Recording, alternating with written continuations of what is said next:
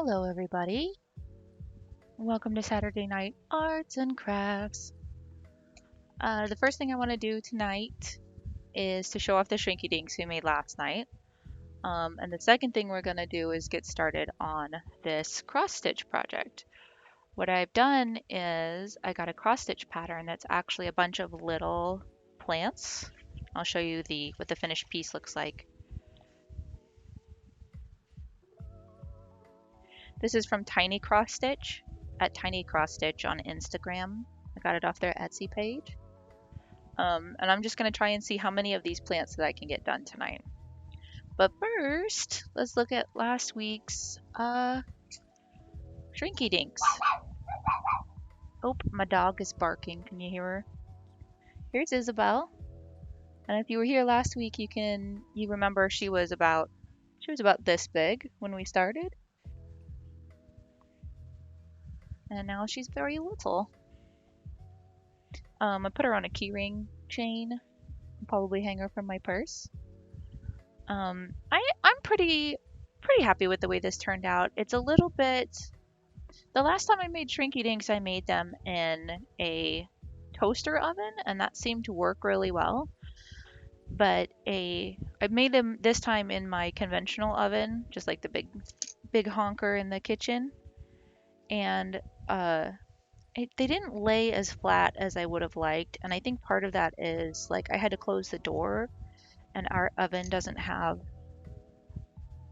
a light on the inside, so you can't see what's going on, and so I kind of just guessed when to pull them out. But it's not too bad. It's a little wobbly, but not bad. And then the other thing that I wasn't super satisfied with was the paint markers that we used last time. They were so nice going on. This is the Posca markers that I got off of Amazon. Absolutely gorgeous markers. I'll definitely be using them again. But when you bake them in the oven, they sort of, it acts like acrylic paint would. It sort of bubbles up a little bit and it gets kind of crusty and comes off. So maybe not for shrinky dinks next time.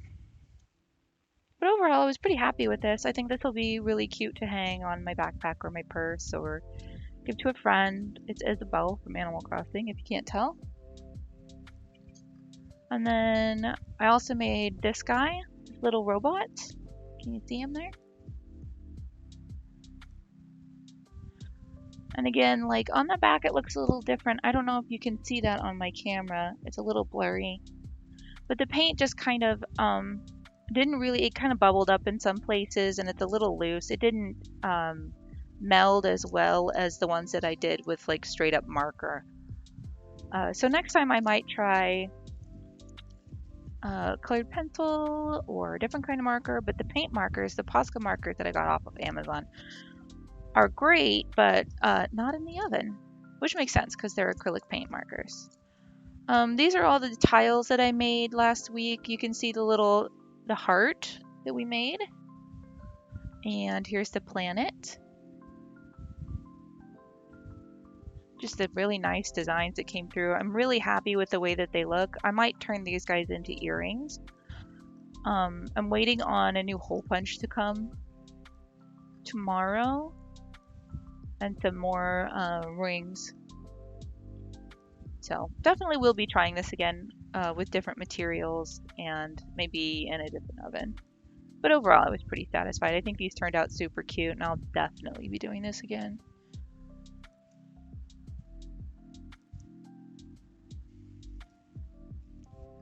So that's pretty cool. I'll definitely post a picture of those on the Insta after the stream tonight. So yeah, that was the keychains. They turned out awful cute, and I'm gonna put them off to the side here now. The next thing I'm gonna get started on, of course, is the cross stitch. So the first one I want to do is the cactus, which I've numbered number 29, top left-hand corner of the pattern. And I have moved all of this thread from skeins into bobbins this week, and I put my cloth on my hoop, and I should be able to just really dig into this today. I'm going to put my pattern off to the side though, so you guys don't have to look at it the whole time. guess I'm gonna have to be referencing, let's see. The first color we're gonna start with is the coffee cup icon, which is color number 407, right here.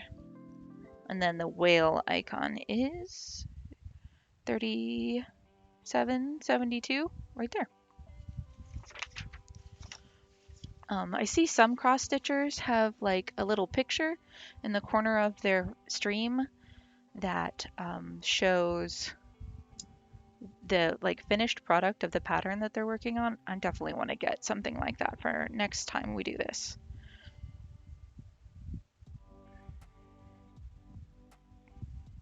When I'm pulling my thread to cut it, I usually try and make it about the length of, like, from me holding the bobbin down to my elbow. You probably can't catch that on screen. It's pretty long, but just I find that that gives me like a good amount of thread to work with, but it's still manageable. So I'm not like getting tangled or getting my wires crossed or anything. And this is a uh, 6 count floss that I'm separating into 2 strands. I have seen some stitchers who take the strands and double the length and just fold it over instead of tying a knot. And I've done that a little bit, and it makes for a super clean back. But I just find this way is a lot faster. What I do is I tie a French knot in the end of the thread. Of course, now I'm having trouble threading my needle. And then I just do it that way. It's not the cleanest, but you know, it works. It works for me. And that's what's important. Okay, so most of the time I go from bottom left to top right when I'm stitching. When you're stitching, you want to make sure that all of your stitches, hold on, hop, there we go. You want to make sure that all of your stitches are going the same direction. So if you start bottom left, top right, you'll do that all the way across, and then you'll go back the other way all the way across so that all of your stitches line up. It just makes for a neater looking finished product. So this is 407, or the coffee cup icon. These are all DMC threads that I got this week from my local craft store. I have an online place that I like to order from, but their delivery time, I needed these by today, and I didn't order them soon enough. You know how that goes.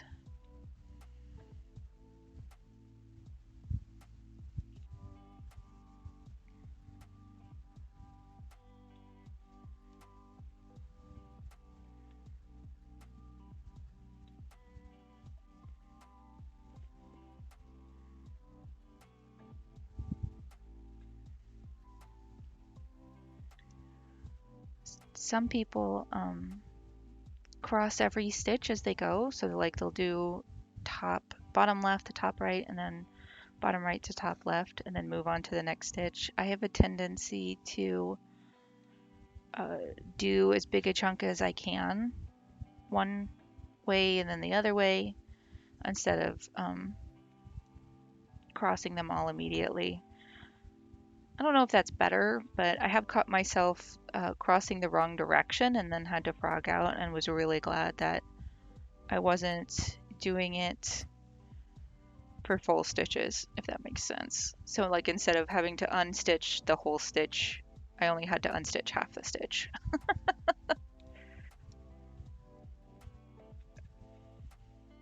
You may be able to see I also traced the base of the pattern, the pot for the cactus, onto my Aida cloth tonight, just so I would be sure that I was making the right shape without having to double check my numbers all night.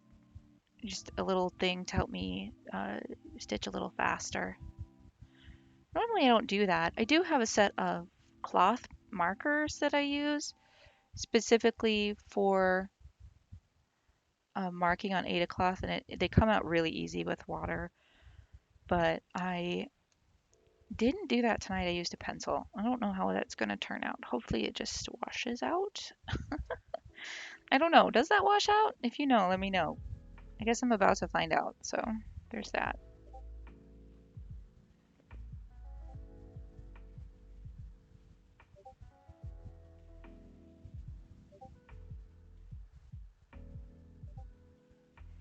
My phone just woke up. It's like, oh, hey, all these messages you didn't get earlier.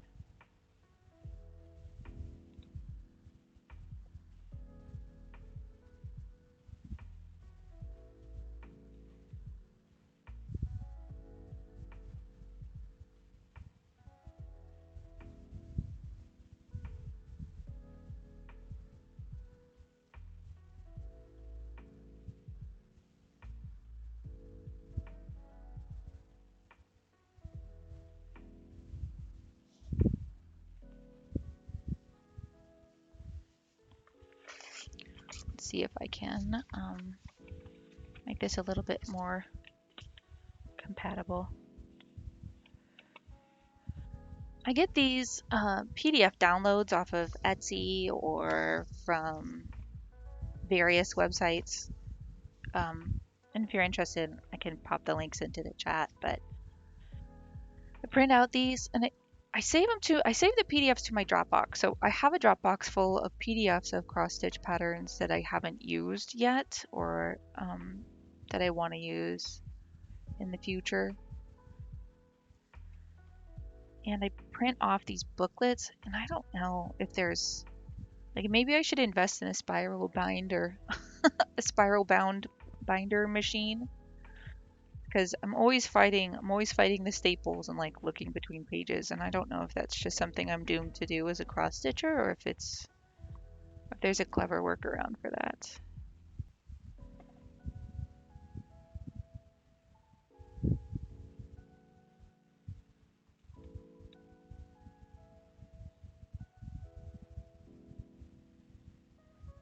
No, wait. See, I already made my first mistake.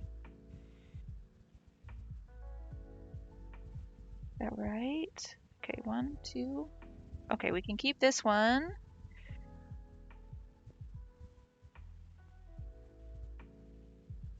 Yep, those two should be whales. Okay.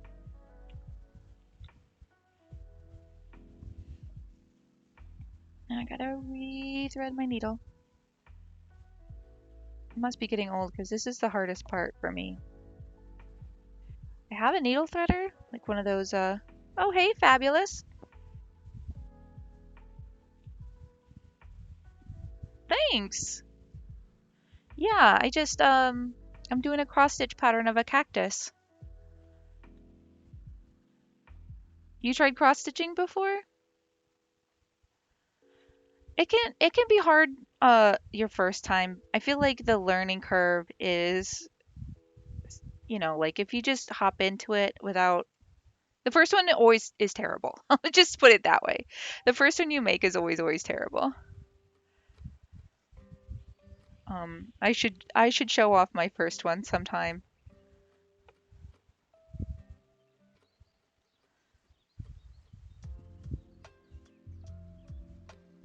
Hey, I think you're the first one in here. You did cats with a ball of yarn. That I bet that was cute. Are my sound levels good?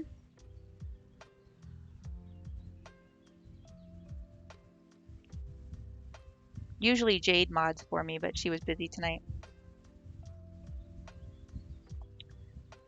Yeah, there are so many adorable patterns on Etsy and like just various cross stitching websites that you can get. Oh no. Oh no. That's rude.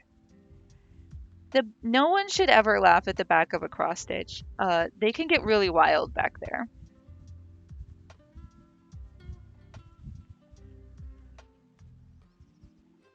Okay, maybe I'll just scooch up the music just a bit. I've been really enjoying it. It's a royalty-free lo-fi channel on YouTube. I've been trying to get soundtrack by Twitch to work, and it just keeps muting my videos. So tonight I was like, I'm just gonna take it easy. But yeah, the back of a cross stitch, no one should ever judge you by that. I mean, I haven't started. I barely started on this one, but not great.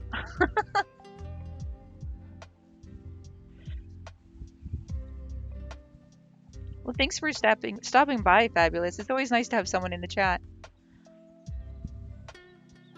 I think the first one I did was a kit that I got from the craft store, and it just came with like all of the pre-cut thread and the needle and the pattern.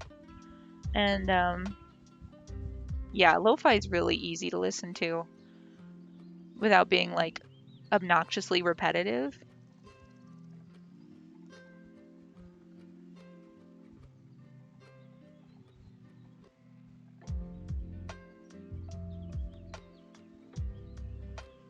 I ended up giving the first one away to a friend. Um, but yeah, that was basically that ignited the interest for me. I had done a little bit of embroidery before that, which is a little different. It's kind of like the difference between knitting and crochet, where it's like people mix them up a lot. Okay, one in. But yeah, I've just been doing it. I have a work in progress right now that I'm actually making for another friend. Let me show you what it looks like.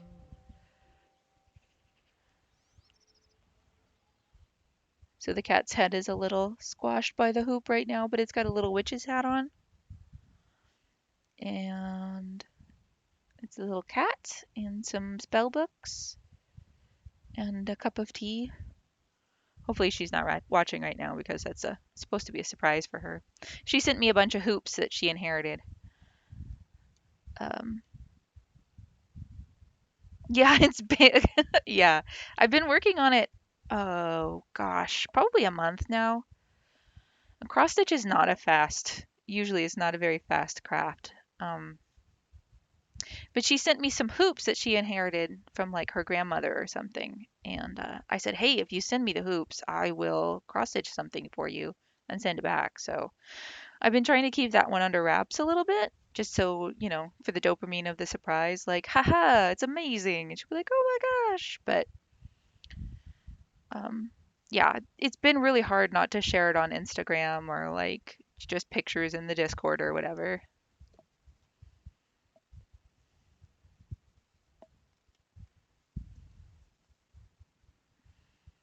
I actually get a lot of craft supplies from people who have inherited cross stitching stuff from like their grandmother or their aunts or whatever. I feel like this was really popular in like the 80s, like precious moments kind of stuff. Oh, my thread has come out. Mm. And now it's not. Now it's not that popular anymore, although it is gaining traction. 2020, everybody went cottage core, so there's actually all my favorite patterns are coming from Etsy at the moment.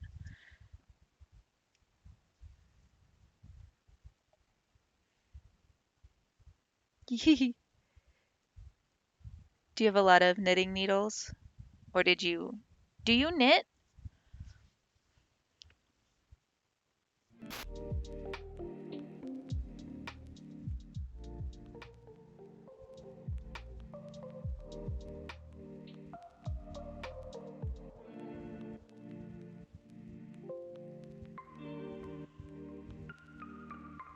Okay. I'm getting close to the end of my string here, so I'm just going to tie off and then get another couple strands.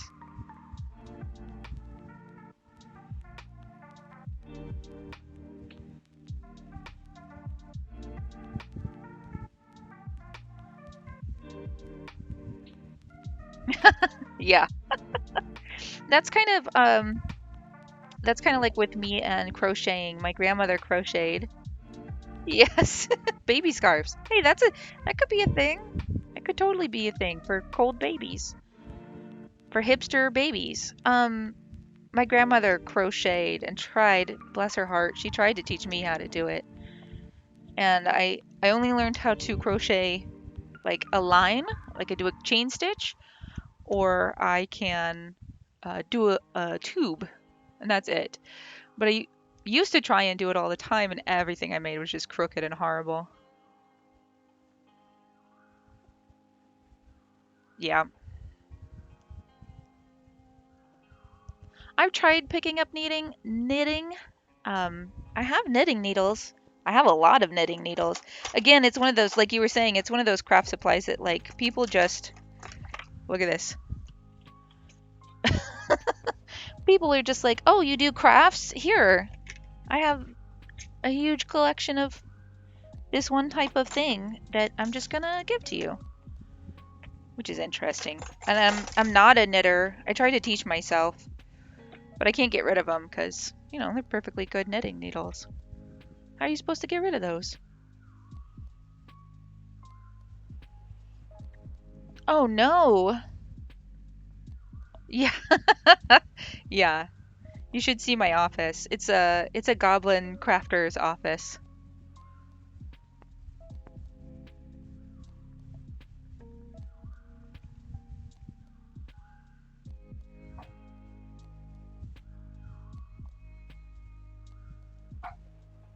Oh no. So you just have a bunch? My dog's barking. They're doing the midnight bark. Yeah. I mean, that's sweet that they want to give you something, but it gets to a point where it's like, I don't know what to do with these. Sometimes you can donate those to like boys and girls clubs or after school programs. I don't know where you are in the world, but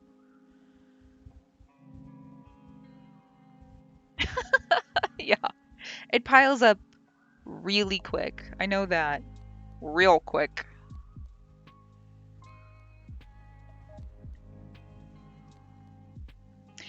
Yes, I'm glad you understand the importance of the midnight bark. It's so nice here.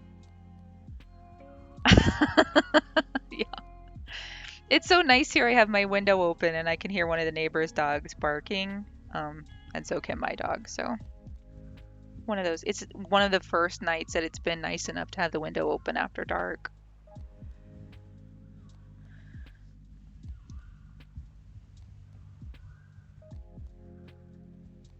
Yeah. Oh, New England. Yeah. Well, then you probably could give them to like a local school or boys and girls club or, I know places like that are always looking for additional supplies. Um,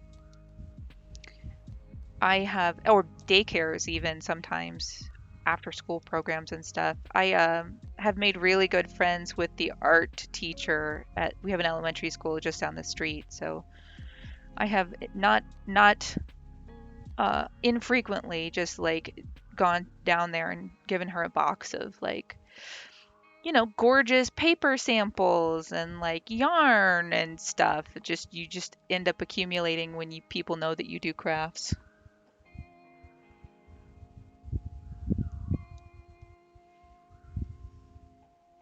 Yeah. I'm in Kansas City, so middle of the map here. New England must still be cold. I have friends who live in Minneapolis and it was snowing there today. Not Minneapolis. They live in Duluth, Minnesota. And I was like, "Oh man, that's brutal in April to still have snow."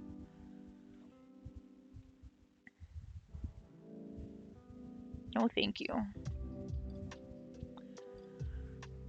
All right, let's see. Yep. And then we do the bottom two rows, starting one over. My goal tonight is to get through as many of these plants as possible. Let's see, there's 35 total here, and I'm just starting up here in this left-hand corner, and we'll see how many we get done. It snowed here earlier this week, and now it's 60 degrees, but we got a big snowstorm. Oh my gosh, that always, yeah, that kind of stuff kills me because my allergies don't know what to do, and I usually end up getting a headache.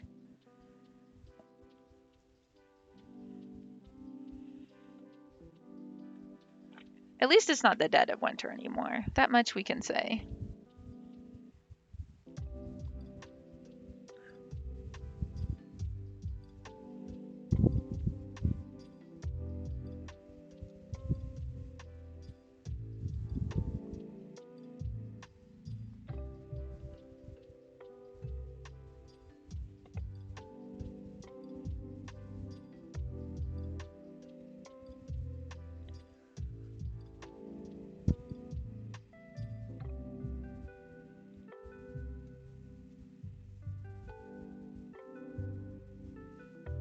right.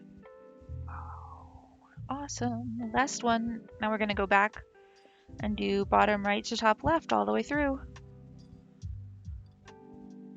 Yes. Yep. That's always a plus too. Yeah. I work from home and my office is in the basement. And during the winter, I go to work and it's dark outside, and I get off work and it's dark outside. And I haven't seen the sun all day long. So I know what that is like.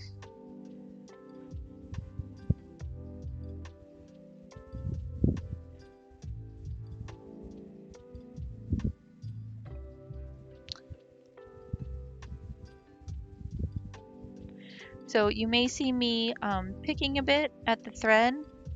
What I'm doing is I get the needle between the two threads before I put it in the next hole. And what that does is it encourages the floss to lay flat, um, which makes a nice square of color as opposed to when it gets twisted up. You can still see the white behind it, and it just looks this when it's called railroading. When you do that, it just makes the color pop a little bit better. Yeah, we're at the point now where the sun just starts going down about 8:30. About 8 o'clock it starts to go down. 8:30 it's probably down, and then by 9 it's really nighttime.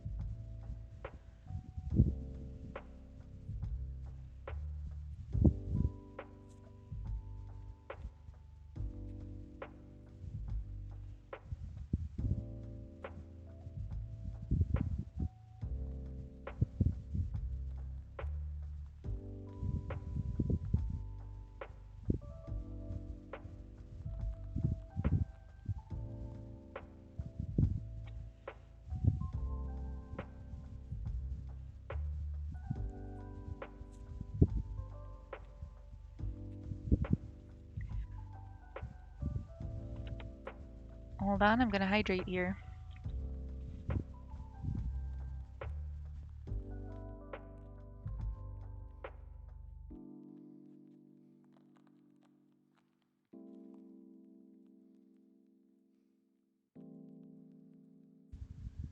And we're back.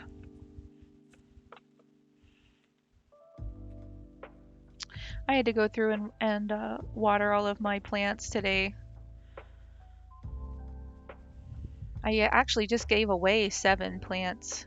My spider plants and my aloe I propagated about a month ago.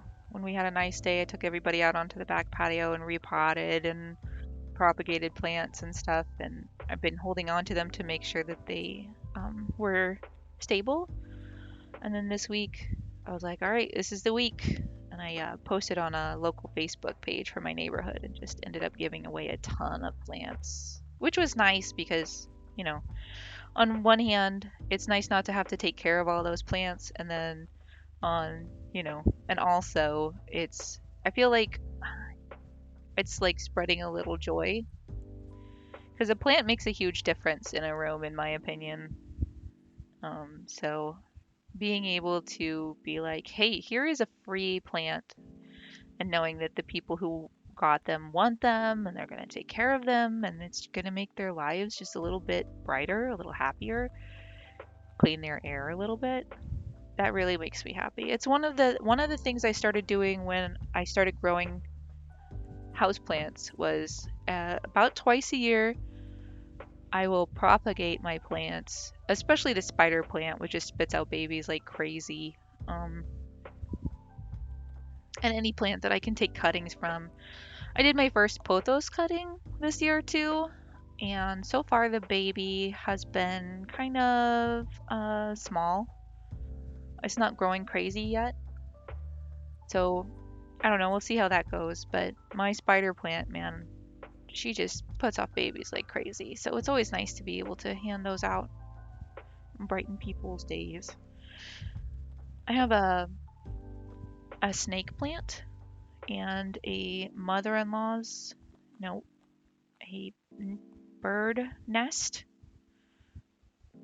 snake plant. Now I've got to look it up. Hold on. Do do do.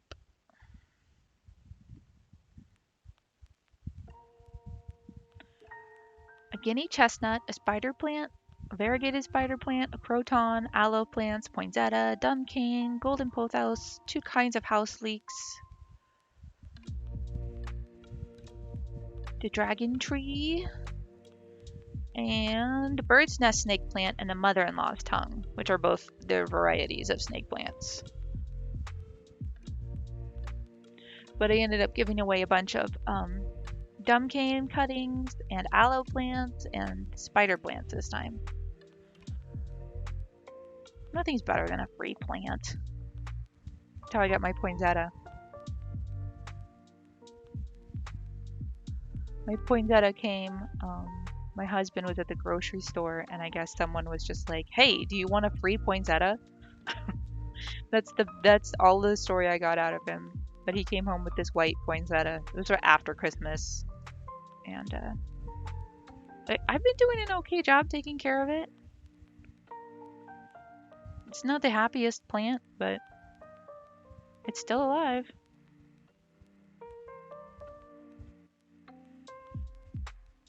Sometimes I feel bad for plants because they're, supposed to be tropical and instead they're in my house. And I mist them and I fertilize them and I water them, but I'm never going to be the jungle that poinsettia really needs.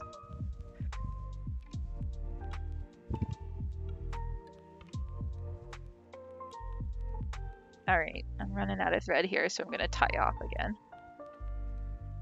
No, apparently you can keep them alive all year long, which I didn't know.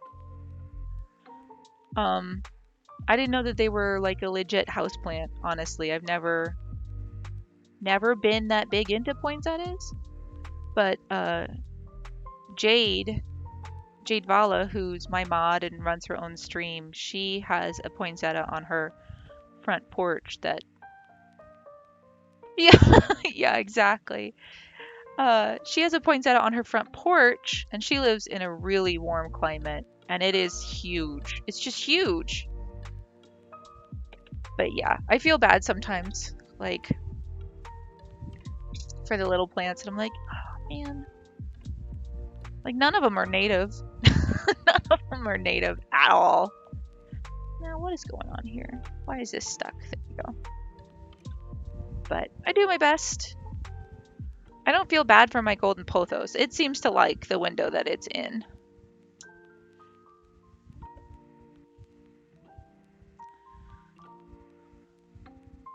I might be actually able to keep succulents. I've killed a bunch in the past.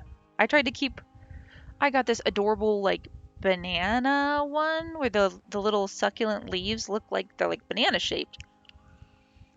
And I just picked it up at like the hardware store. I was like, "Oh my god, it's adorable." And I took it home. I put it in the kitchen window. I'm sure it was overwatered because it just dropped all its leaves and like died immediately. Kitchen window I found is actually a very humid spot. I think half of it is just knowing like your house, right? Like I know that for my plants that really like humidity, the kitchen is a good spot.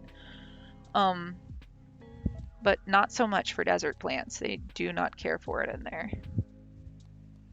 And then I start like when I mist my plants that like humidity and the desert plants are nearby, then I have to start like negotiating. Well, it's like, okay, well, these three can go on the table because that's far enough away that when I mist, it won't damage them. And pretty soon, the next thing you know, I have plants all over the house just in various spots, and one's got a dehumidifier and one's got a humidifier, and they've all got names, and it becomes a problem.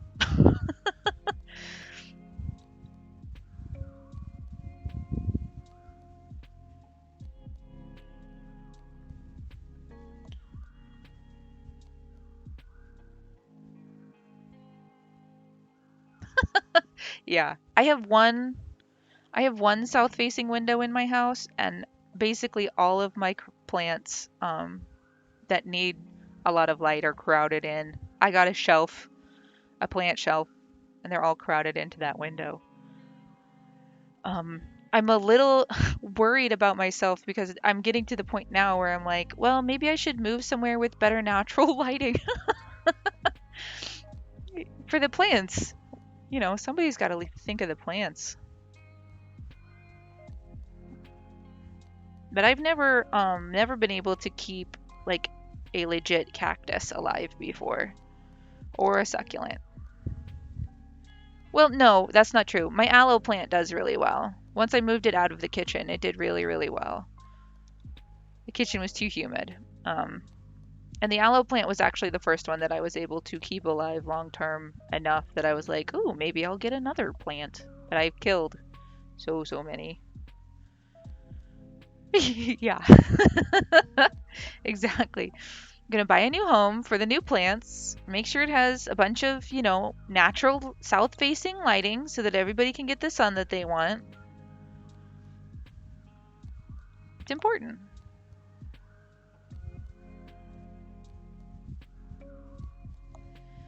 All right. Third to last row here. Nope, fourth to last, but these are just 2 stitches. And then we're going to come in with a darker brown, which is a DMC 3772. This guy. And we're just making a pot for a cactus plant, a flowering cactus plant here. And we'll make the cactus plant too, if we get that far. Hopefully we will.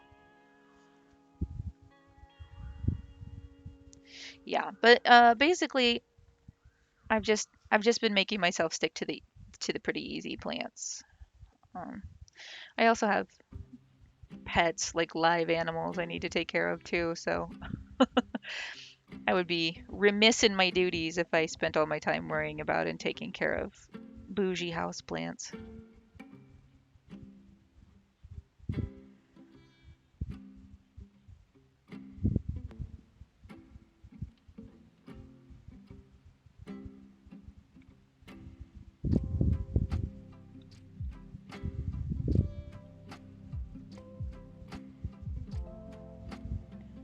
I think the most exotic plant that I've owned is a pitcher plant, like the kind that trap bugs in their pitcher and digest them.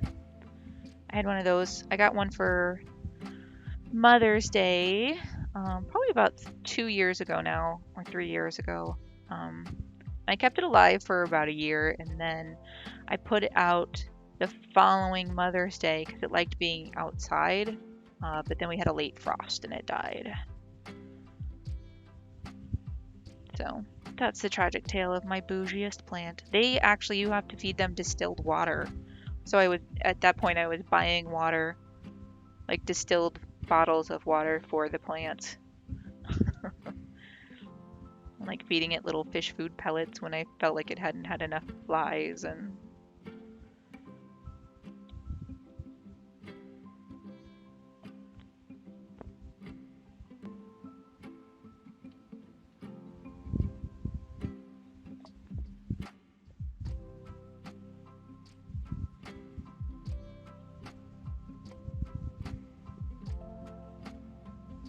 I'm actually planting a garden in the backyard this year too, which should be fun. I've already got my potatoes and horseradish and garlic and shallots planted because they do okay when it gets a little cooler out.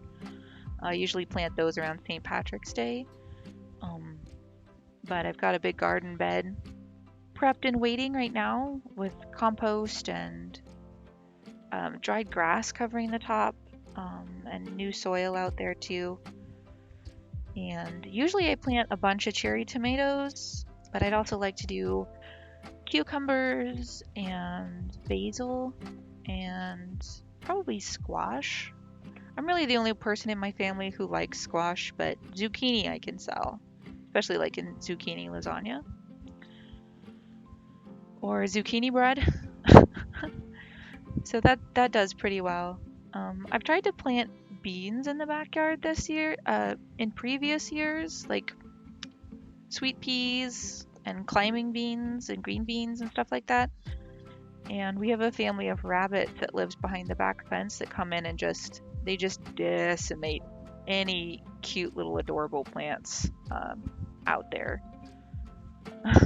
So the last time I tried to plant peas in the backyard, I came out like the next morning and they were chewed almost all the way to the ground. There was not a thing left.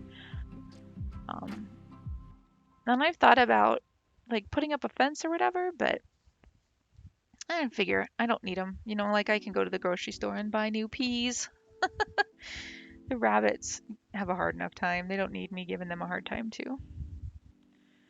And they usually leave my tomatoes alone. I have had them nibble on a pumpkin and a squash before, but normally they leave the tomatoes alone. I feel like the tomato plant is a little bit more um, difficult for them to get around. I have been putting,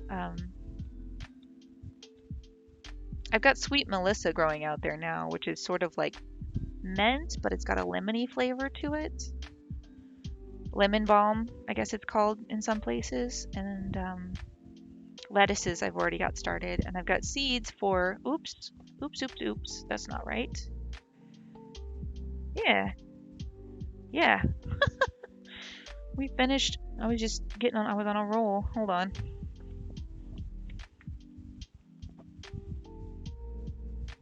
This is why we can't stitch and knit at the same time, people. All right, that's the last stitch of that color, and I'll tie it off, and then we'll start with the next color. I'm excited to get to the green. I think the green is going to look gorgeous in this pattern.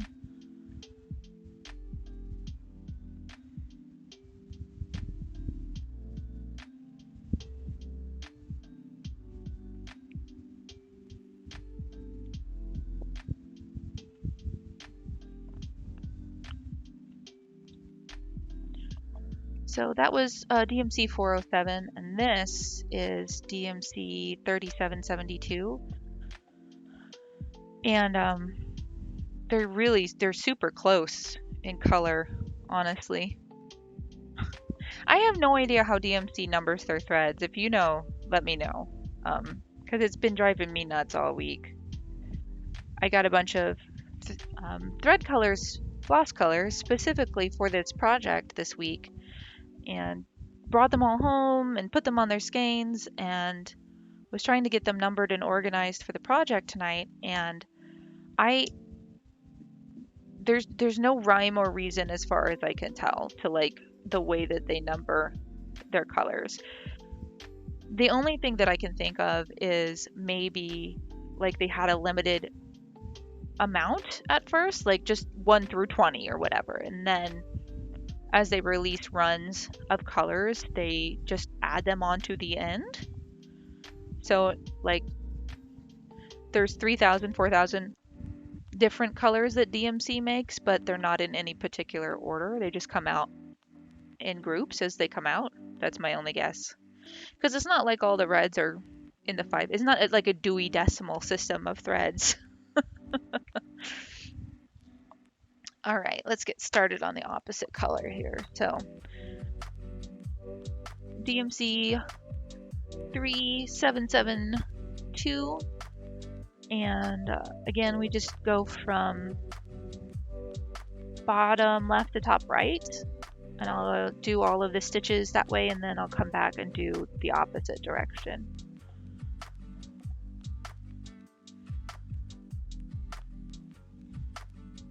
What is this? I got a fluff here. Nah, get that fluff out of my way. Unwelcome fluff. There we go. Nothing makes me crazier than fluffy floss.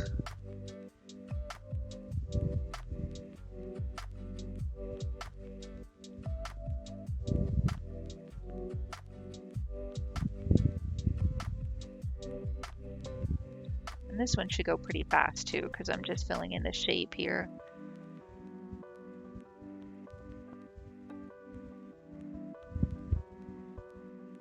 Let's see how many of these little planty plants we can get done tonight.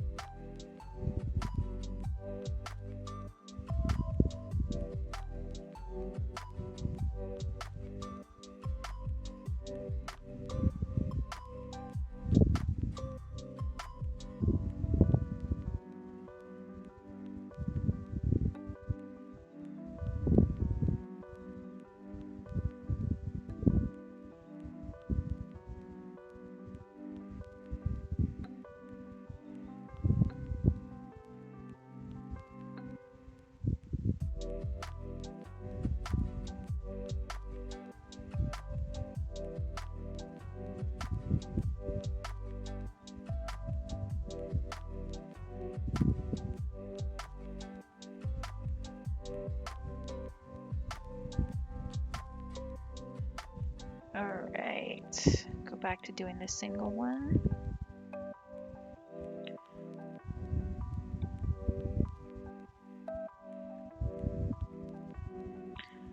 My favorite thing to make is always gifts. I love making gifts for people. I have a hard time justifying cross stitching as a hobby, mostly because like it's just a decoration. Like if I could knit or crochet, at least I could make a sweater. Um, but I've been surprised by how positive the feedback has been about my cross stitching and how many people have been really pleased to get a finished cross stitch. Hey Jade, welcome, welcome. You're here. I should show you the shrinky dinks. Let me know when you're ready to see them.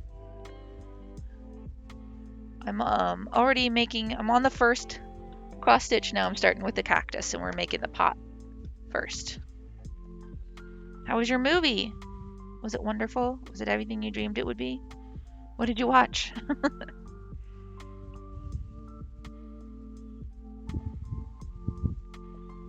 Met expectations. Give it a 3. Mortal Kombat. Oh no.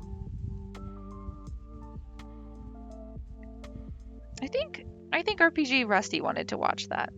He probably already has. He has a oh yes. He has a tendency to watch movies without me because he's got oh, I forget what it's called. It's one of those drives, those shared drives that people can put movies on. Wonderfully terrible and fun. Yeah, that sounds right for a Mortal Kombat. Math checks out on that.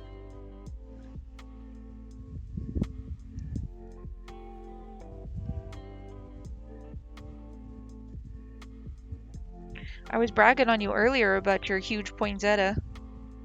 We were talking plants. Fauna stopped by. Fabulous Fauna stopped by and we were talking about plants. Yeah, Monster Hunter is another one of those ones I haven't seen yet, but Rusty probably has.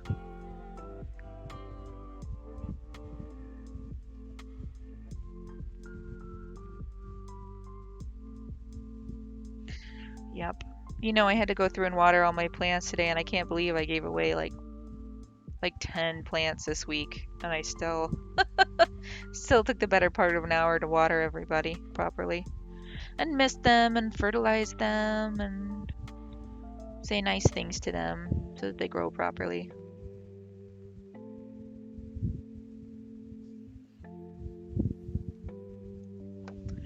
Oh, I'm gonna turn this fan off. It's starting to get cold in here. How are my levels, Jade? Is the audio good?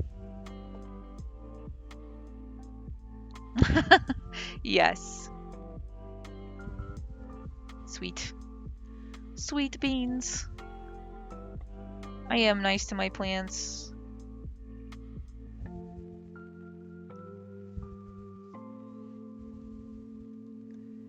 Yeah. Come on now. Where's that needle? There it is. Good job. Good job not dying. Hey man. I think we all need a gallon of water and encouragement. Good job.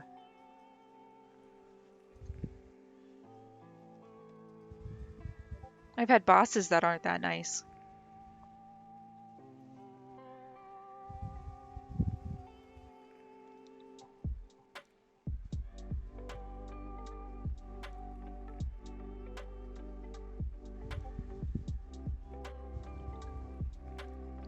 Yep, I was right. That second color of brown just flew. The first one was a little tricky, but second color went like quicksilver. And we'll be able to start on the green here. I'm just going to tie off. This is my last stitch. One finished plant pot.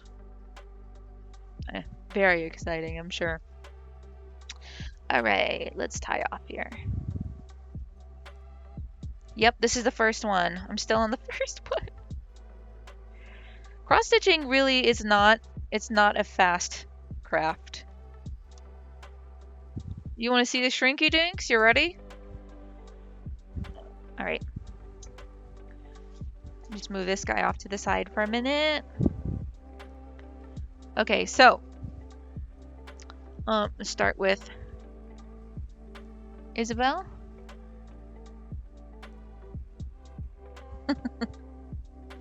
She turned out pretty cute.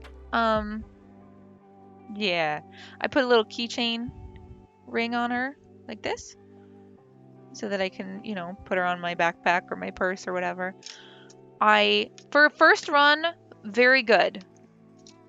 I have some adjustments I'm going to make. Like, these ones didn't turn out as flat as I would have liked. You can see it's got a bit of a curl on the edge here. I don't know if you can see that, but they're just a little lumpy. And then the acrylic paint that I used kind of bubbled up on the backside. I'm not sure that this camera is like the best at focusing, but it's like, it's textured on the back now, and I feel like if you scratched it, the paint would come off. Yeah. But other than that, she turned out great. I like the size. I like the idea, right? But next time I'm going to use like colored pencils or, right, some sealant on this one for sure. Yeah, next time I'll probably just use, like, this was I got the Posca, ooh, avalanche. Got the Posca paint markers from Amazon. Hope I didn't lose nope, we're good, okay. And they're so beautiful, and I love the way that they work, but maybe not the best for shrinky dinks. So I'll try to try a different medium next time, or a different coloring. So here's the little robot.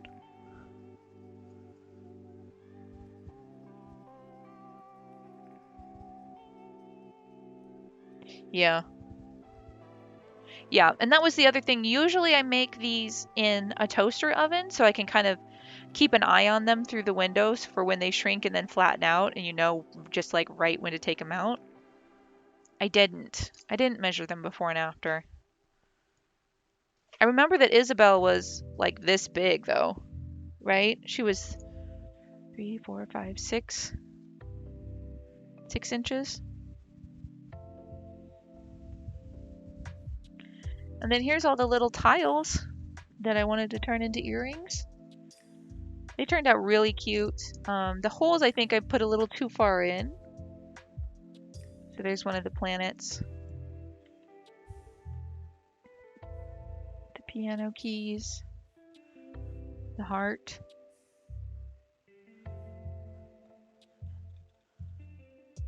Right, right. So they shrink to, I would say probably about 30%. 20 is a little optimistic. But like even Isabel's, like I would make the hole a little closer to the edge in future. Because I was looking at the hardware that I have for earrings, and like the holes, the loops on the earrings are super tiny.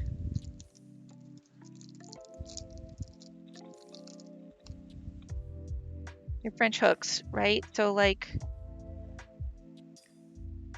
you only have this teeny weeny little hole to attach stuff to. And I've got other rings, but they're not much bigger.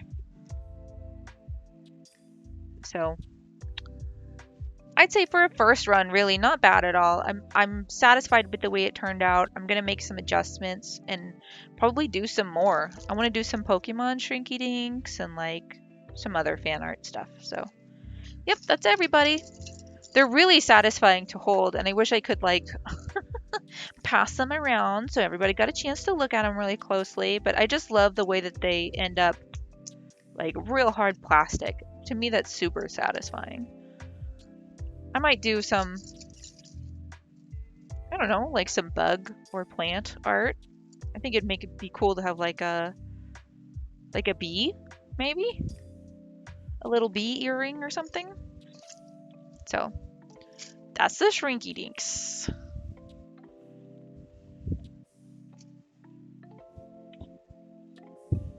Yeah, that's true.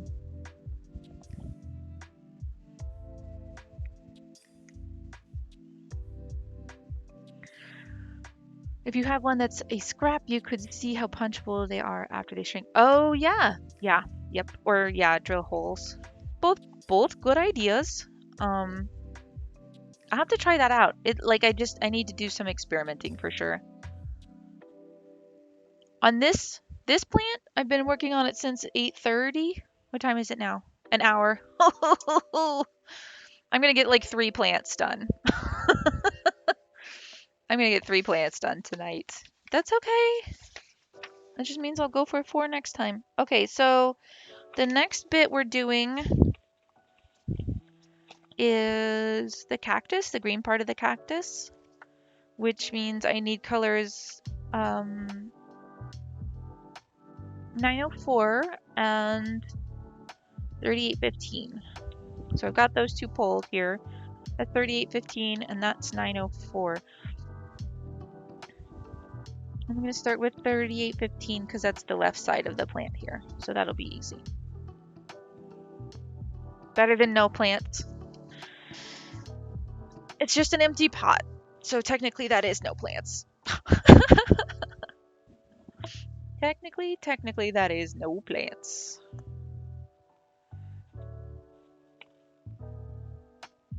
No plant stance. Oh, that's satisfying how well that fits. The no plant stance.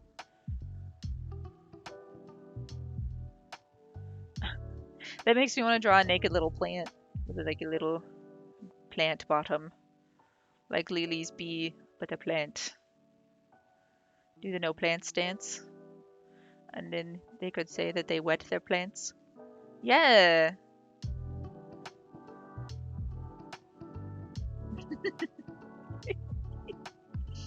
I love this idea. Yeah, with sunglasses, of course. Maybe I'll do maybe one of these art streams where I'll just hook up my iPad and see how well I can get that to work. We got fiber today, so I've got lots of plans. All right, so we are 1, 2, 3, 4 in and 2 across. 1, 2, 3, 4 in, 3. Yep, 2 across. Make sure I stay on camera here.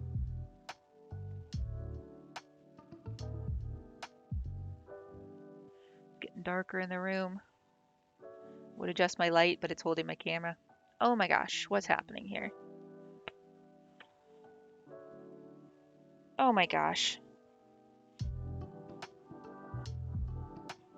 Nobody panic. The thread is just looped around the other thread.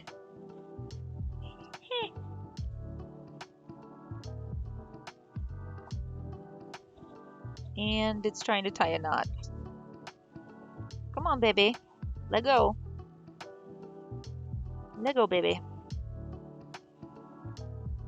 Just relax, okay? You don't need to tie a knot. You don't need to be that way. We're all friends here. We're all friends here, baby. Almost got it. It helps if you talk to the floss, I found. It's like working on a computer. You gotta talk to it. You have to yell at it a little bit. Show it who's boss. Yes, exactly. Clearly it's not my fault. I think we can all agree on that. Hey, fixed it.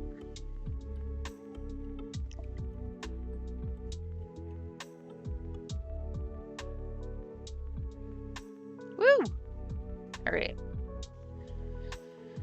I'd say that's probably the #1 killer of my cross stitches is like stuff getting knotted up in the back. Oh, baby, no. Oh, I'm about to have a fit. All right, now you stay on your side and don't cause any more trouble. Woo! There we go. All right, and how many tall is this going to be? 1, 2, 3, 4, 5, 6, 7, 8, 9, 10, 11, 12, 13, 14, 15, 16 tall. Let's do it.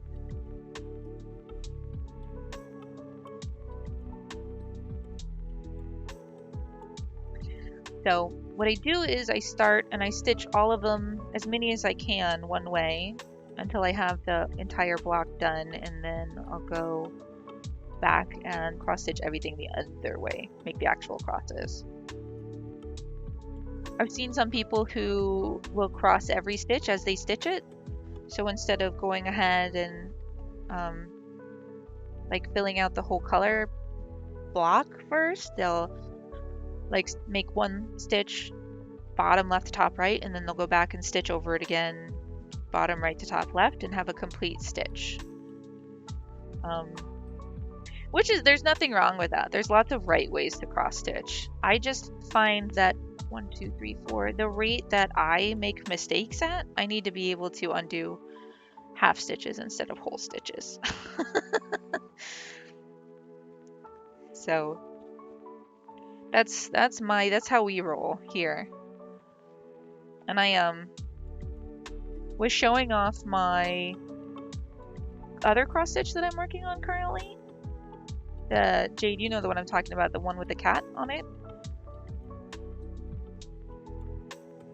Yeah, I mean, the one that I started off with was I actually just got a whole kit from like my local craft store. I think it was Michael's. And I did that one, and it was mostly lettering with like a flower design around the outside edge. And that was really good. That really made me want to do more. Because it wasn't too intense, and I screwed up a lot, which is fine. But mostly these days I get my patterns off Etsy. My number one recommendation when starting cross stitch as far as patterns goes is to get something that has lots of little pieces to it. So like this one, like there are 35 different plants on this, and this would be a really good starter one because you can do one plant a night or whatever and then feel like you've accomplished something, and you don't get bogged down by doing like a huge pattern with huge blocks of color, you know, because it's so much easier to, when you're working on something that has little items like this, to do one item, and if you mess up, go on to the next one, or, you know, pull out the stitches or whatever, but you've only done, you know, a 6x6 square of stitches instead of, you know, potentially getting halfway into a meme stitch and realizing that you're off by one count. There is a stitch company that I really like for beginners called Caterpillar Cross Stitch. 1, 2, 3, 4. 1, 2, 3, 4, 5. And a lot of their patterns are individual. A lot of their patterns are individualized like that. So you make a leaf, and then you move up 2 squares and you make a, you know, flower. What would be your nightmare, to have to unstitch everything, or doing a pattern where like it's just a bunch of little items?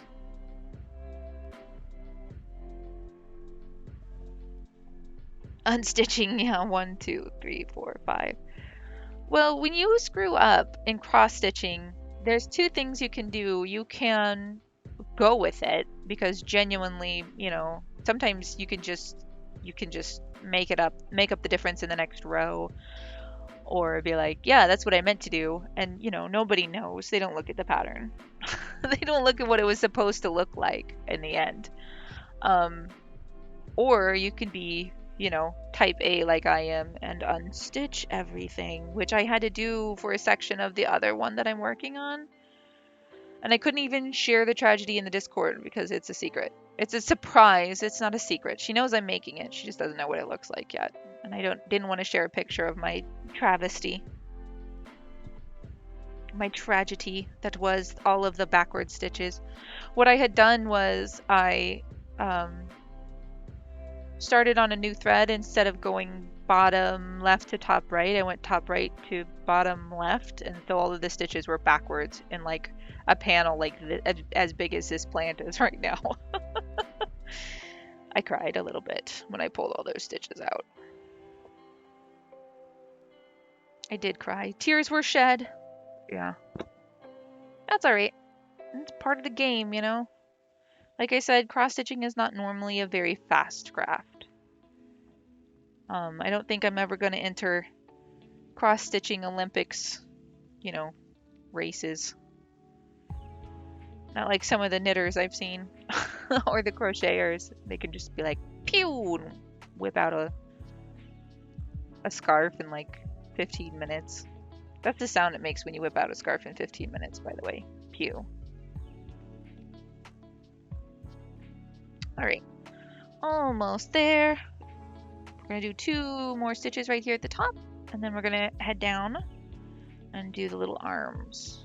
Do the arms. Now I know. And now you know. And knowing is half the battle. G.I. Joe.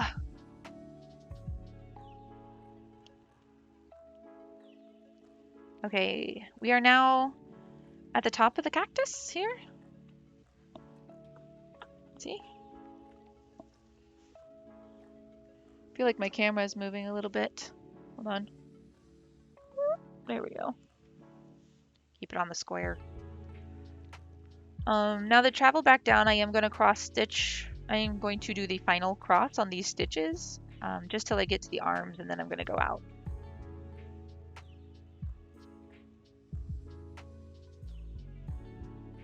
You know, I don't think I actually ever watched a G.I. Joe cartoon in its entirety, like sat down on a Saturday morning and watched a G.I. Joe cartoon.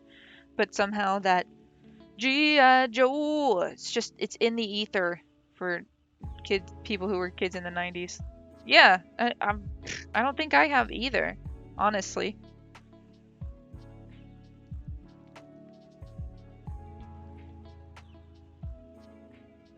She's part of our cultural experience.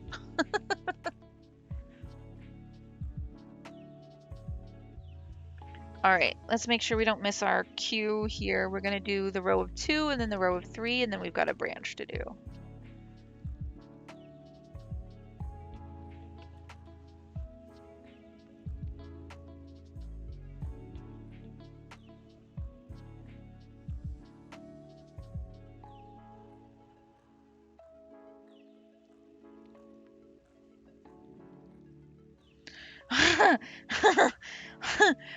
Okay, no, I swear that that can't be right. It can't be right. Bulbasaur is a grass type, right? Like, that's gotta be one of those Mandela things. I swear it is. I swear it is.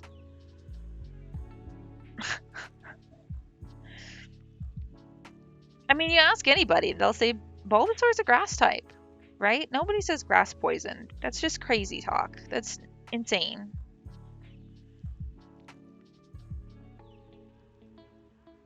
I will never come to terms with that. I don't care how true it is. This is Pluto is not a planet all over again. Same. One, two, 3, 4, 5 stitches up. All right.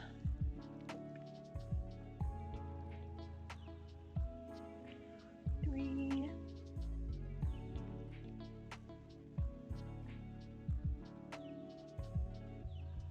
4. And 5.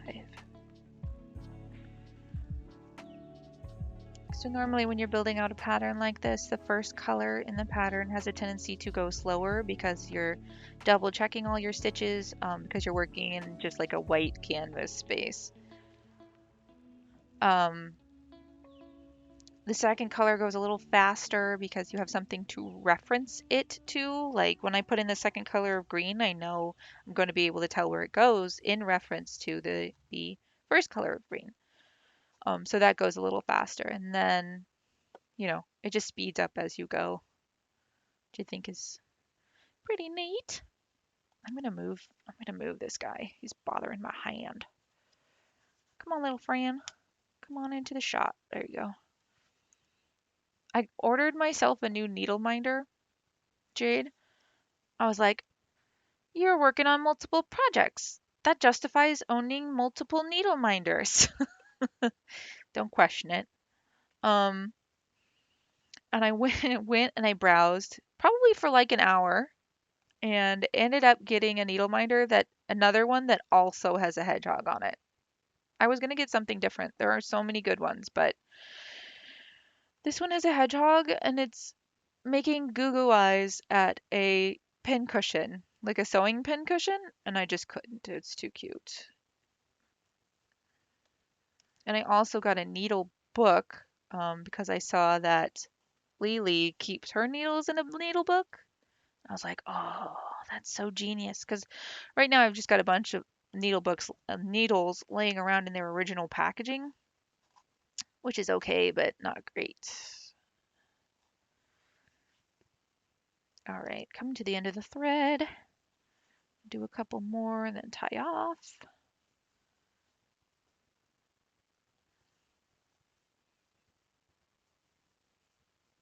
Don't tie in a knot. I probably could, yeah, I thought about that too. I did think about that. But honestly, it would probably cost me more to make my own than it would for me to order one that somebody has already made. Plus, the one I ordered has a hedgehog on it. I have a problem, okay? I have a problem. I have a fever. The only cure is more cowbell. I don't see a problem. Well, it's an invisible problem. It's called an empty wallet. Ha ha!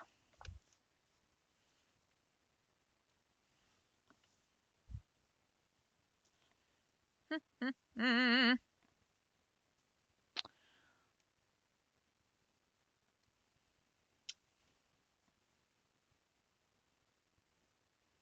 So what I'm doing right now is I'm splitting the floss. It comes in a three floss, no, sorry, six. So when you buy the floss from the store, there are six strands, and most patterns call only to use two strands at a time. So what I do is I'll cut a length of floss, and then I'll separate it out into three separate strands.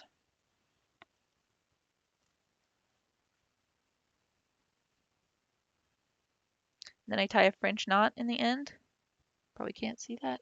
A little knot. Yeah, I did do that. I have done that on accident, not on purpose. I mean, the pattern should specify. When you get a pattern, it should say, you know, use two or use three based on, what they want it to look like visually. Yeah, it says here, floss is made up of six strands. Use two strands at a time when stitching this pattern. So the pattern that you get will should specify. I've honestly been thinking about getting some pattern making software and making my own patterns because there's a lot of cool stuff that you can get on Etsy. I mean, a lot of cool stuff like this, for instance. Um, but I'm just not seeing like the kind of stuff that I would want to make. And I feel like I'm at a point now where I can follow a pattern pretty easily. So I'd really like to start making my own patterns. Do some like punk rock stuff or some, nature inspired stuff like bugs or, biology. Just do like like a anatomically correct heart or an anatomically correct brain or whatever. I don't know. I mean, maybe that stuff is out there, but I'm not seeing it. Oh, a cell would be so cool. Like all the little bits and pieces on the inside, the mitochondria and all of that. I would love that. That would be cool. See, that's what I'm talking about. Like I could make that. I could make that a pattern. I could definitely make that a pattern. And then if I made that a pattern, I would be able to sell that pattern. And maybe other people would want to make human cell cross stitch pattern designs. Like if I want to do it, there's probably someone out there also who wants to do it, right? That's my theory. But yeah, the cross stitching pattern making software is oh hello. Yeah, the cross stitching making pattern making software is not that expensive. It's like a one-time fee, and then I would just be able to make a pattern out of whatever I wanted. Girl, you could definitely cross stitch. This is not difficult, it's just time consuming. It's it's a nice thing to do with your hands while you're watching TV though.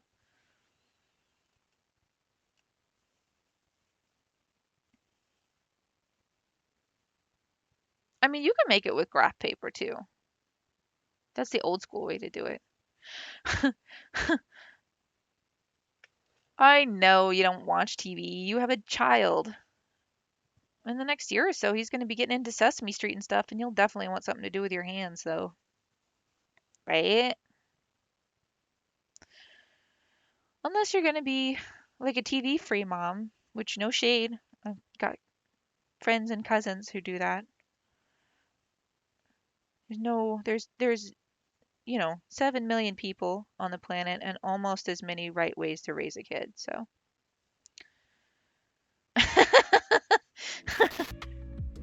oh no, my music just came back on. I don't know what happened. Are you painting your Bulbasaur right now or are you working on your commission?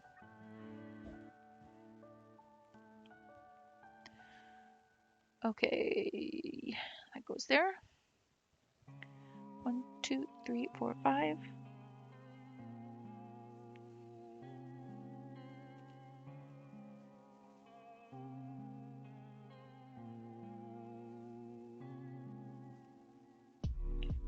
Yeah, I mean, yeah, of course. There's a there's always a there's extremes on either end, right? Like, oops. Let's go. That same one causing a problem again. Yeah, there's extremes on either end, and there's no reason to be the type of person who just puts your kids in front of the television and is like, "Great, I'll see you when you're 18." But, you know, I mean, if an episode of Sesame Street is the difference between eating him and not eating him, I say turn on Sesame Street. It can be a relief for everybody, not just the parent, but the kid too. Just, I mean, kids like watching TV, it helps them unwind, especially pre readers, I guess. But you don't want them on it all the time and turn their brains to cheese. That's not good either.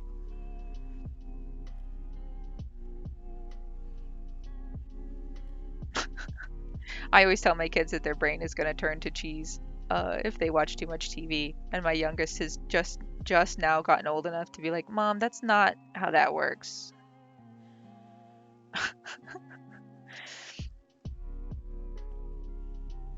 Yeah, we've had a hard time balancing screen time and like what we call, real life stuff this year, just because they're in virtual school and so they're on their iPads all day. The older two ones, and the younger one, she has plenty of screen time during the day while her dad is helping her, her other two siblings out with their schoolwork. She's got ABC Mouse on her iPad or whatever and does educational stuff. But yeah, by the end of the day, they are like, they want to watch TV and play video games. And I'm like, kids, you have been on a screen all day. Go outside. Go dig a hole in the yard. Go throw a ball for the dog. Like, do something real for a little while. It's not good for your brains to be staring at a screen all the time. Go get ringworm. Hey, it's not a real childhood until you get ringworm, right?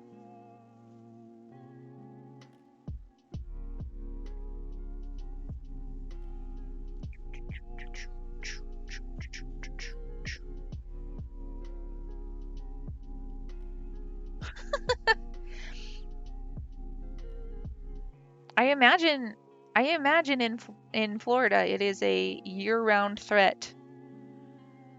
In eh, yeah, yeah.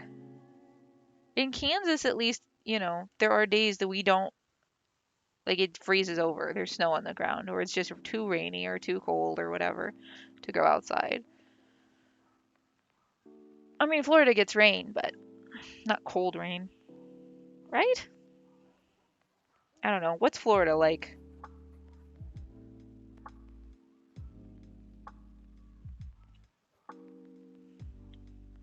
And that's all of that color. That went quick. All right, now we're going to do the lighter color, the 70904.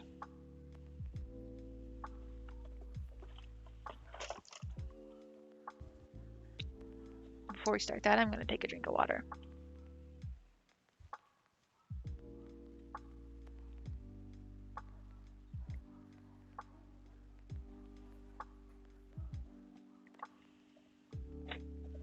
All right, 904.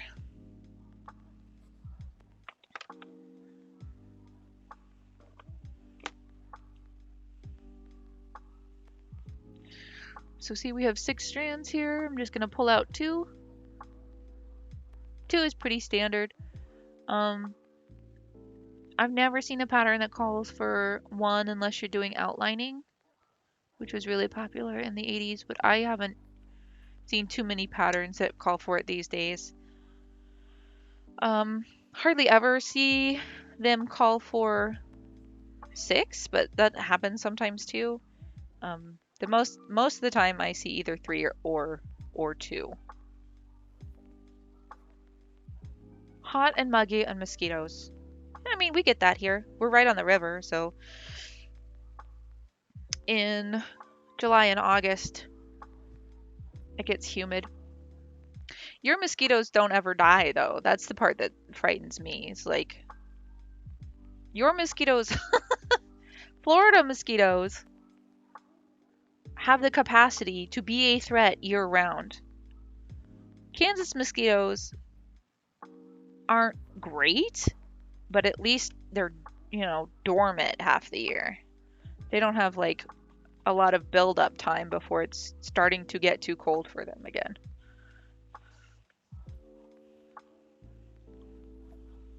All right, this time let's start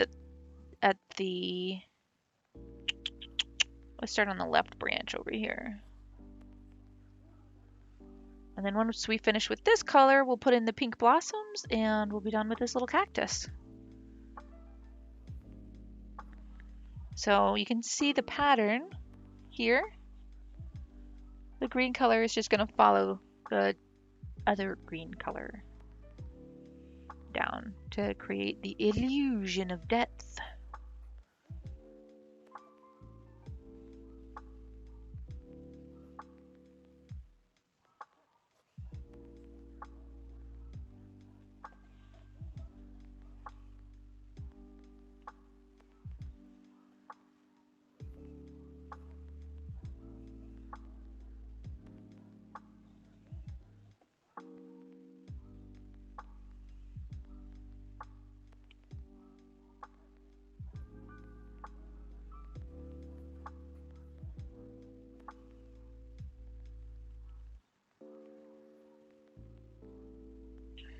So you may see me picking at the thread a little bit with the point of my needle sometimes before I complete the stitch. And what that is it's called railroading. And when I put the needle between the 2 strands of floss, it encourages the floss to lay flat on the cloth, which gives a better pop of color in the end, instead of having like two twisted threads crossing each other that are skinny. You'll have crossed two bits of floss that are crossed laying flat, and so it makes it look, in this case, greener, with less white behind it. All right, now I'm gonna hop over here, get started on this side.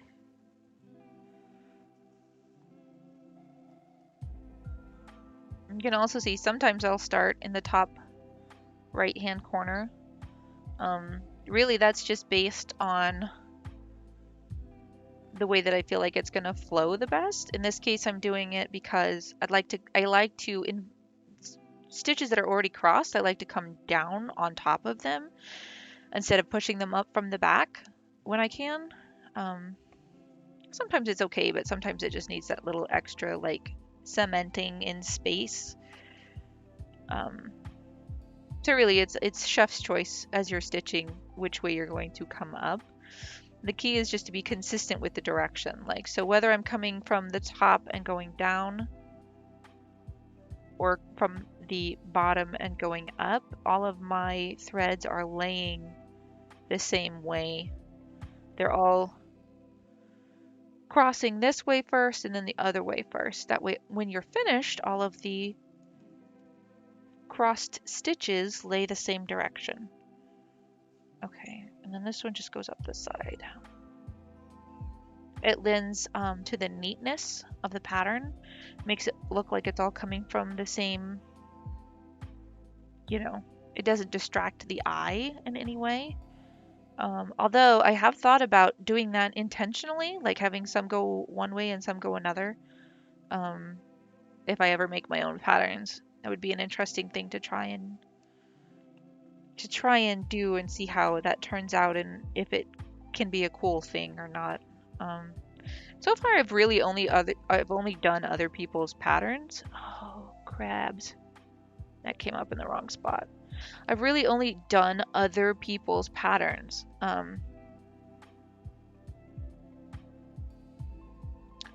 Maybe that'd be cool.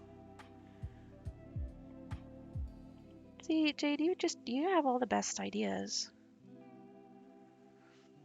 I don't see many monochromatic patterns, honestly. That's another one I'd like to see more of.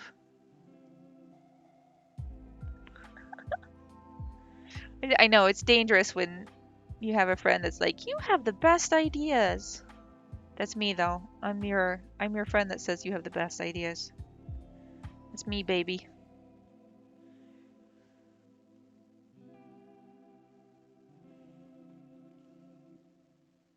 I say that's a great idea. Let's go do it.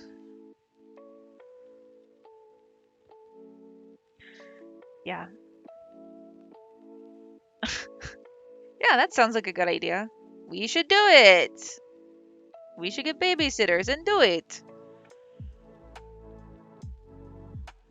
Rum agrees with me. I've got no problems with rum.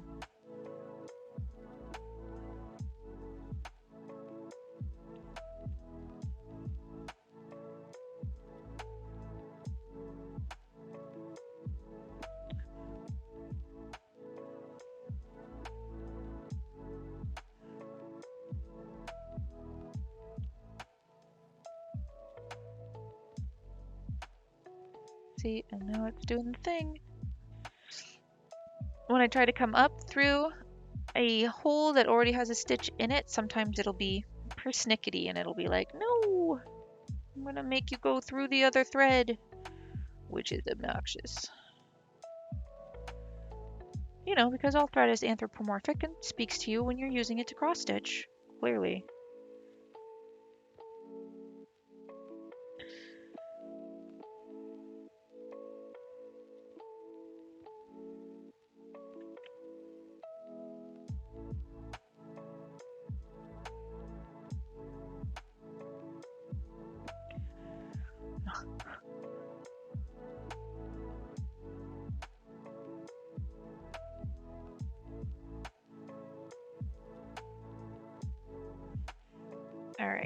back stitching on these guys to get us back to the trunk of the cactus, and then I'm going to go up and finish doing the top portions of the main trunk of the cactus, and then we'll come back down and start crossing stitches again. Oh, come on. There we go. Being difficult.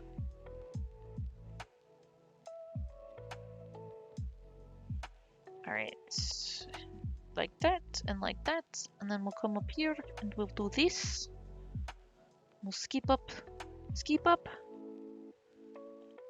pop it, twist it, slap it. Do you have a bop it when you were a kid, Jade?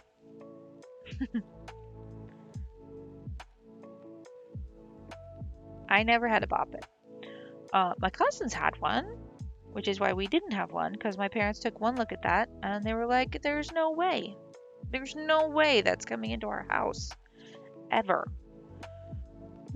My parents really valued quiet.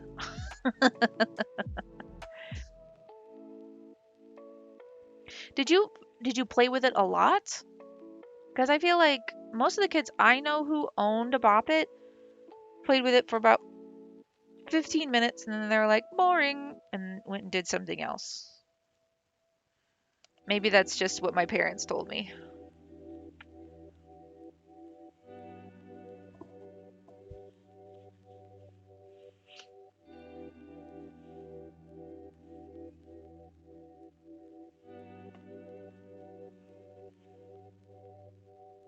That's cool. That's good.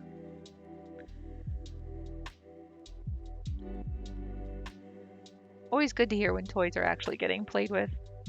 IMO. My cousins, I had a lot of cousins, but for some reason they all had the best toys.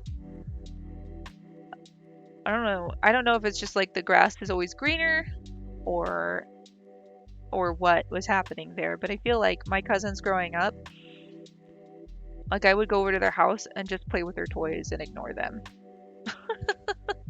Sorry, cousins, if you're watching. And they were great cousins. Like, still to this day, I'm friends with my cousins. So, like, no shade on them. They were not doing any. They weren't horrible people. I was just like, you have the doll whose dress folds up into a cupcake and she smells like strawberries? Like, well, I guess we're done talking for the next hour because I'm just gonna play with this doll.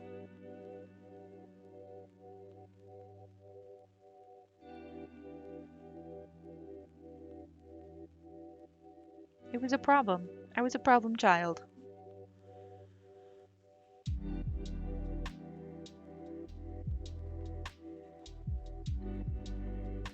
All right, we're getting to the end of the thread here, so I'm going to tie off pretty soon.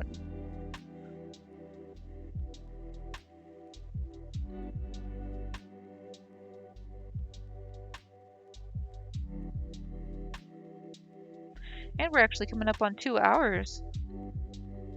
Yeah. The Guy Cousins toys? Like Nerf guns or like, do you remember the Boy Polly Pockets? What were those called? They were called Max. Something Max. I forget. I always thought those were cool.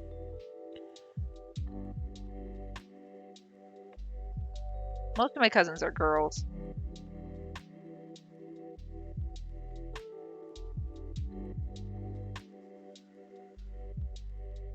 Yeah. We just got my kid a Nerf, like a couple of Nerf guns so that he can play with his sisters.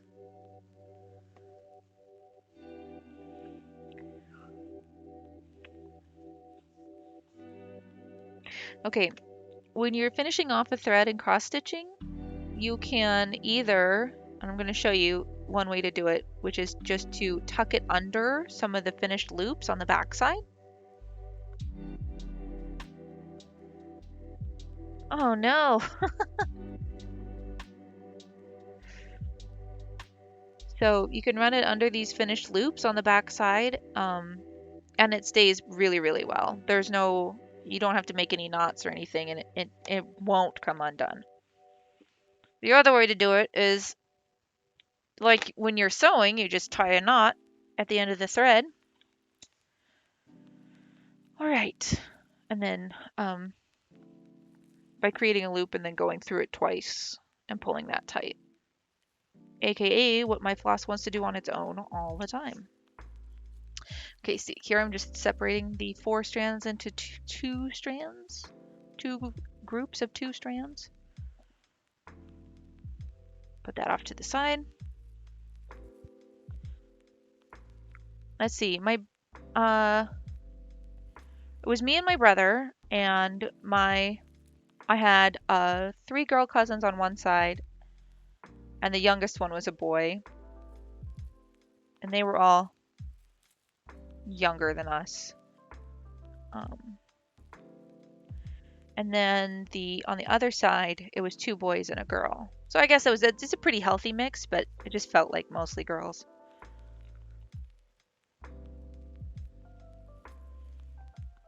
All right.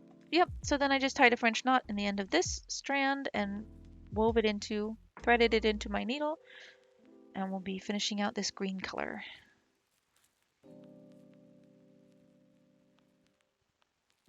Come on, bud. Come on, man.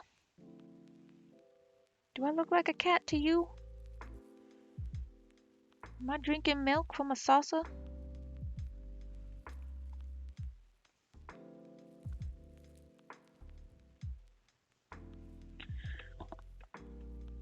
My brother had, I'm pretty sure he had Nerf guns.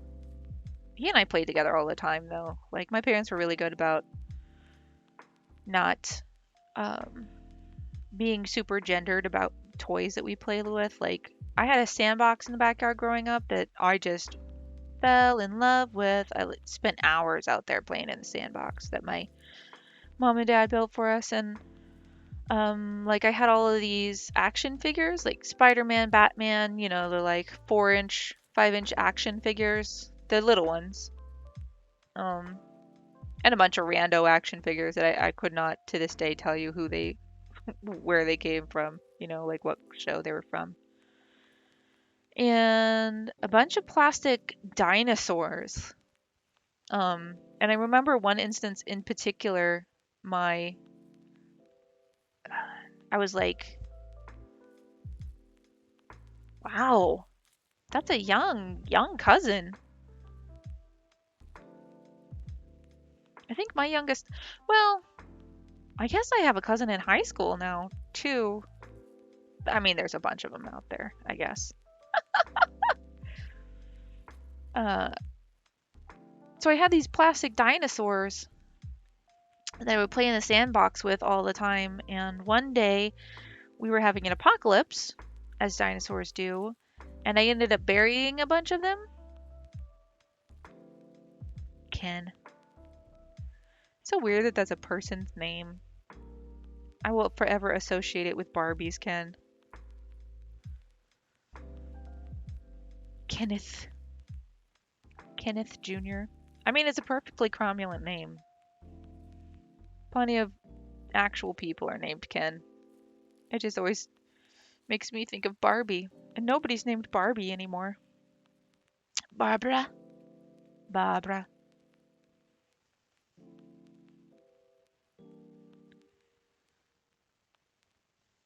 Eh.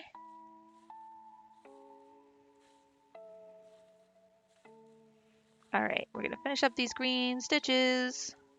If I can get my needle to come through.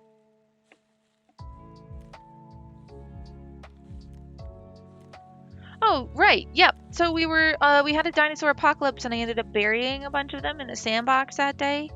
And then the following day it rained. It rained for like 3 days in a row. And by the time I got back out to the sandbox, all of the sand and dirt had shifted. Mostly the dirt because I buried them real deep. You know, you don't want them coming back as zombies or whatever. All of the ground underneath the sandbox had shifted, and I never found those dinosaurs again. It was one of the great tragedies of my childhood.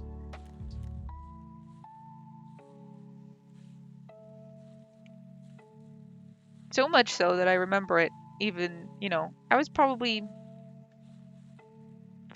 5 at the time, 4 or 5 years old, because I wasn't in school yet. And yeah, so much so that I remember it now 30 years later still. Hey, that is one green cactus.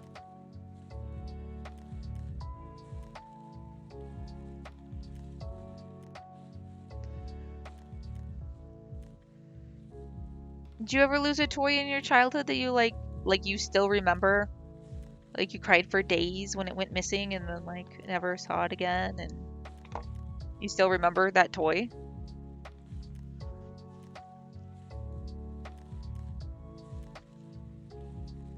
All right, we're coming in with the final color here. Pink DMC color. I can't even read my own. 3805. Wrote it upside down. That's why I couldn't read it. For our cactus blossoms. Really? You never lost a toy? I feel like I developed I I bonded with lots of toys.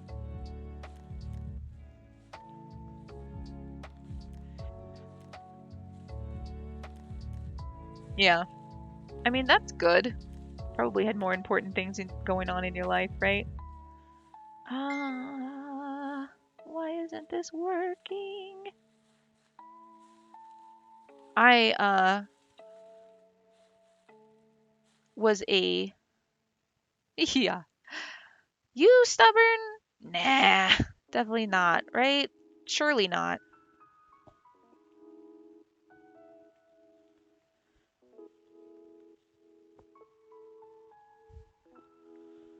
I was a teddy bear kid. I carried around a comfort bear um forever, forever and ever.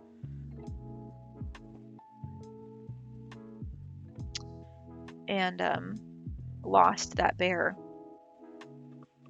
as a kid. I like left it somewhere like on a road trip, like we are never going back for that bear type of situation. Um and I actually found it a replica, like an exact match to that bear as an adult and bought it for myself. I don't take him with me everywhere anymore, but I got him back, even though it's not really him. You know, childhood trauma. Hooray. All right, let's put the blossoms on this cactus, shall we? Ooh, that's a pretty color. Come on, meow. There we go. So for these, I think I'm gonna do each individual blossom and then move on to the next one. Um, Instead of trying to do them all and then go back and do them all again in the opposite direction, the way that I did the cactus in the pot. And the reason for that is because they're pretty spaced out. So I don't want to have to do a bunch of leaping back and forth with my yarn on the backside. You had a blanket. It was an old pillowcase that had been ripped or something, and I carried it around for years. Ah, see, you weren't that stubborn. Or maybe that's just more evidence of your stubbornness.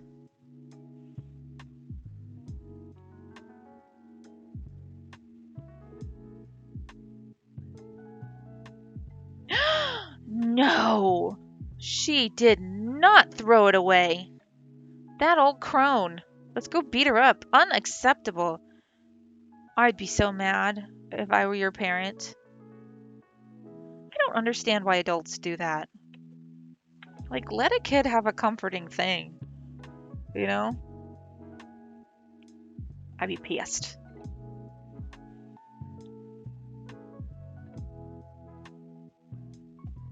Yeah, right, exactly. Like, it's not hurting anybody.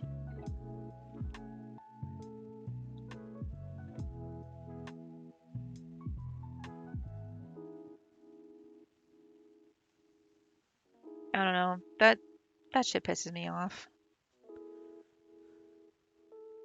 Adults who won't let kids just be kids. You know, they're always trying to like make them grow up or make them conform to a certain way of behaving. It's not like you were being disobedient by carrying it around. I don't. Ah, I'm just gonna be pissed. You can hear it in my voice. Take a deep breath. I'm mad for little you. That's what I am. I'm mad for little you.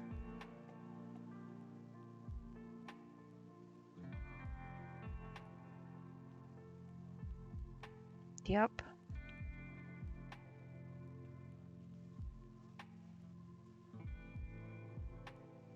Yep. Yep.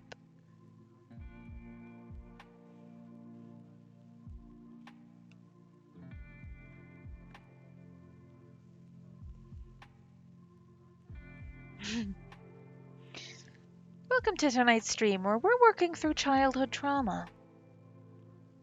How did the adults in your childhood let you down, betray your trust? Yeah, I would be too. I mean, it's natural.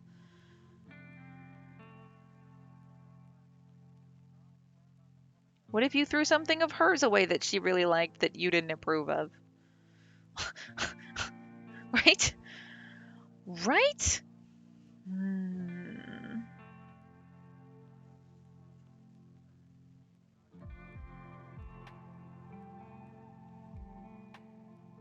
I'll make sure I'm having it parallel to the desk here so you can see what I'm doing.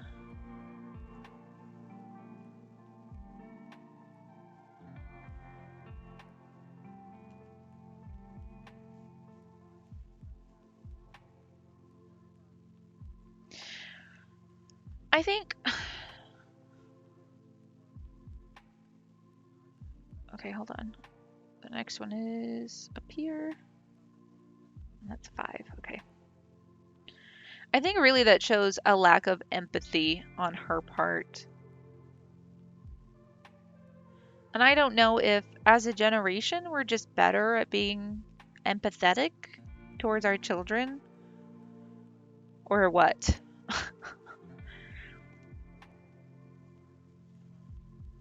My mom wasn't super empathetic, but she was very respectful of my boundaries. I will say that. Like, if I had a thing that I loved and she knew I loved it, she wouldn't let other adults take it away from me, even if she wasn't like crazy about it.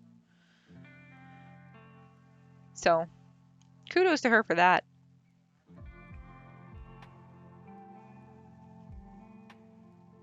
But yeah, her parents weren't empathetic at all. Not even a little bit.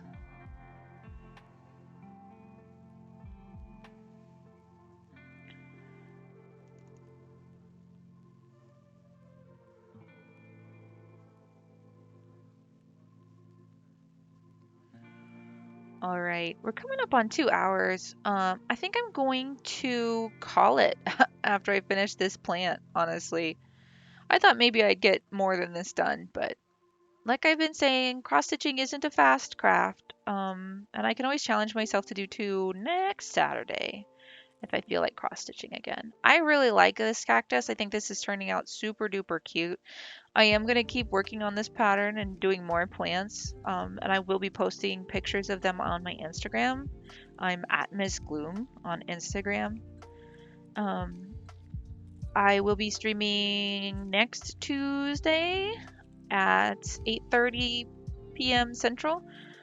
Tuesdays are my game streaming night, so definitely be sure to check that out.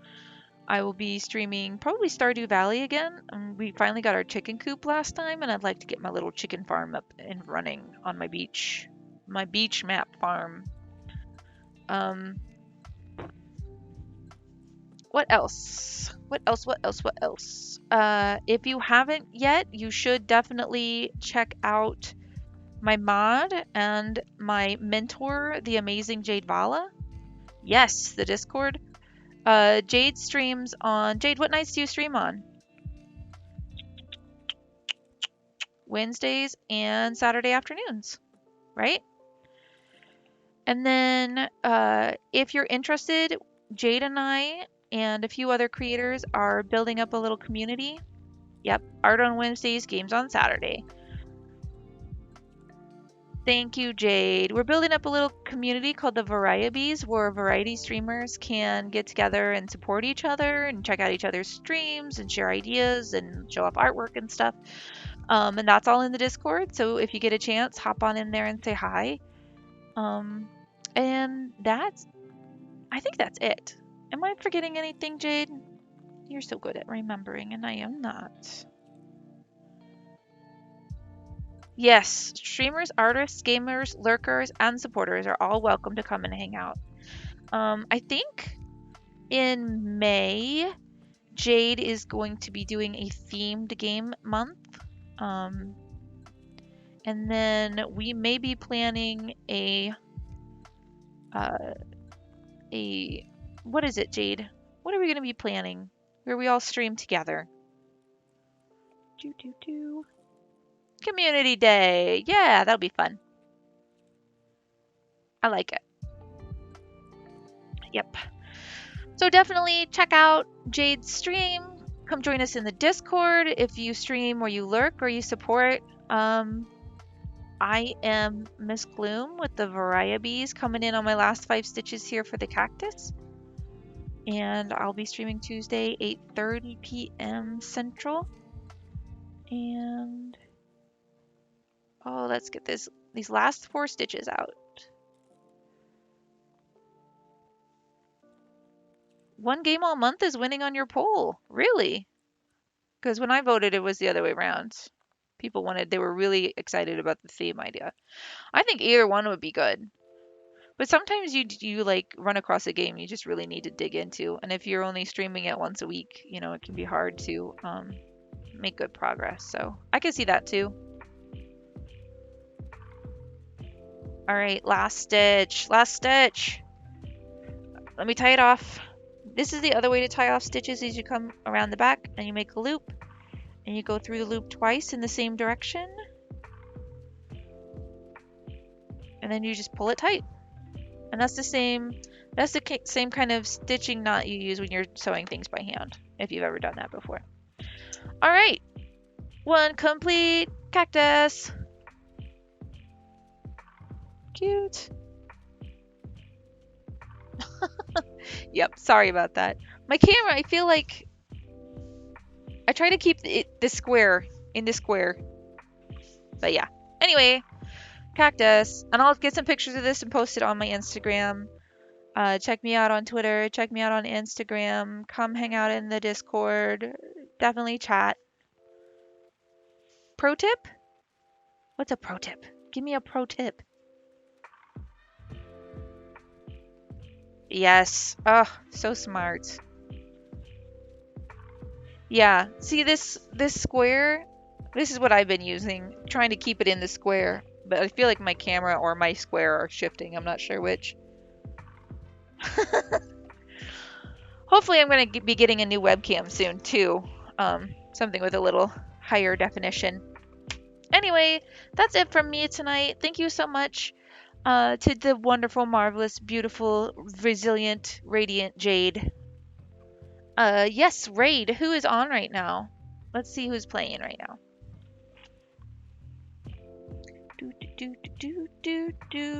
Who's live at the moment? Come on, let go. Lily Arts live. Let's raid Lily. Let's see if I can do this. It is slash. Now my computer's giving me a hard time. Raid. Yes.